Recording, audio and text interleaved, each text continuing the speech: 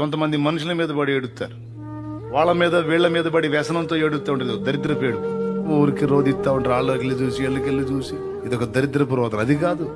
ఇతరులకు దయ చూపి వారిని ఆశీర్వదించిన దేవుడు నీ ఎడలో కూడా దయ చూపి శాపము నుండి నిన్ను విడిపించి ఆశీర్వదించినట్లు, నీ ఇంటి వారిని, నీ కుటుంబమును సమాధానముతో నింపునట్లు, శాపము నుండి విడిపించినట్లు, భౌతికంగాను ఆత్మీయంగాను ఆశీర్వదించినట్లు రోదన.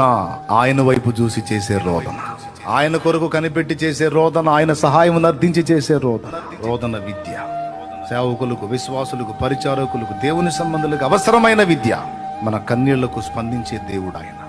అయినను వారి రోదనము ఆయనకు వినబడినప్పుడు ఏం చేశాడు? రోదన విని వారికి తాను చేసిన నిబంధన, వారి పితరుడైన అబ్రహాముకు చేసిన నిబంధనను జ్ఞాపకం చేసుకుని తన కృపా బాహుళ్యము చొప్పున వారిని కరుణించెను.